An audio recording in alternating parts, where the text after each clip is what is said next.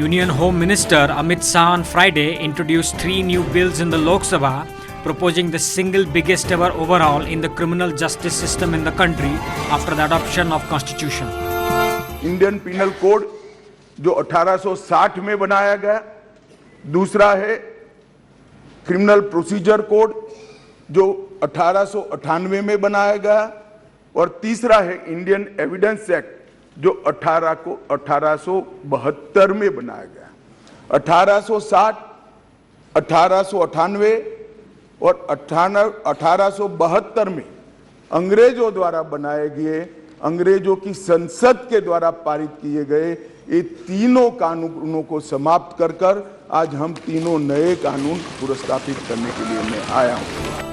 The 3 new bills seek to replace the Indian Penal Code (IPC), the Code of Criminal Procedure (CRPC), and the Indian Evidence Act with Bharatiya Nyaya Sanhita 2023, the Bharatiya Nagarik Suraksha Sanhita 2023, and the Bharatiya Sakshya Bill 2023.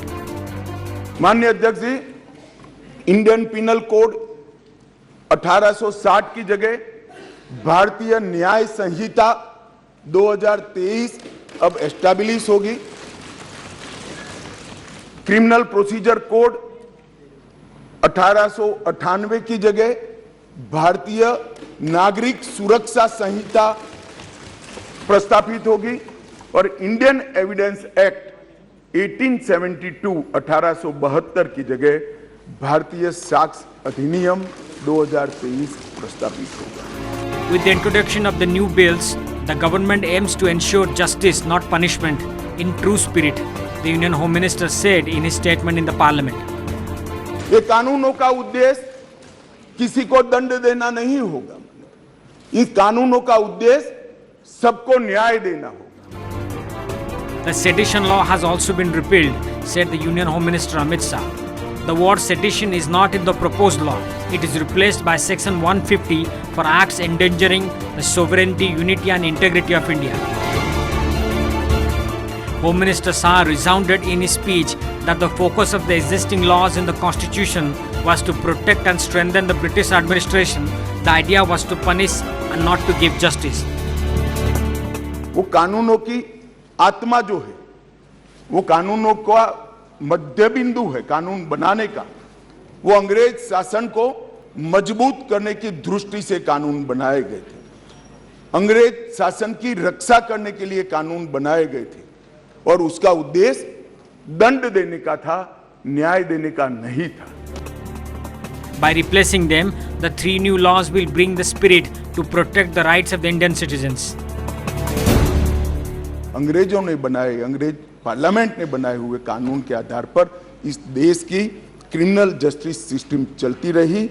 इसकी जगह भारतीय आत्मा के साथ ये 3 कानून अब प्रस्तावित होंगे और हमारी क्रिमिनल जस्टिस सिस्टम के अंदर बहुत बड़ा परिवर्तन आएगा।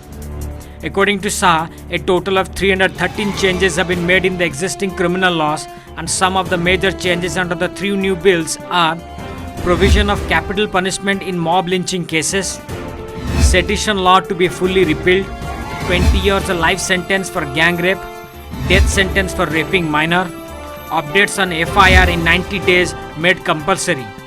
गैंग रेप के सभी मामलों में 20 साल की सजा या आजीवन कारावास का प्रावधान किया है जो आज नहीं है। 18 वर्ष से कम आयु की बच्चियों के मामले में मृत्यु दंड का भी प्रावधान। मान्यवर, मॉब लिंचिंग का बड़ा शोर मचा है, हमने उसको केयरफुली करा है।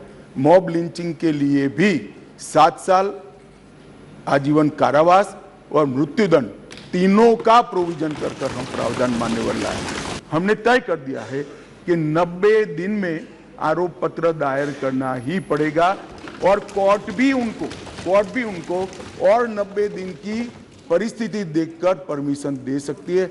180 दिन में आपको जांच समाप्त कर।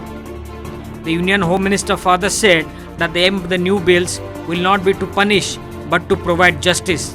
Punishment will be given to create a sentiment of stopping the crime, he added. Shah said that under the new bills, the goal is to take the conviction ratio above 90%. Under the new bills, the government has decided to bring an important provision that the sections which provide for 7 years or a greater jail term under all those cases forensic teams visit to the crime scene will be made compulsory. The government has further assured that the bills after becoming reformed laws post scrutiny by the parliamentary panel will ensure justice to all within maximum time frame of 3 years. With Bureau Report, OTV News.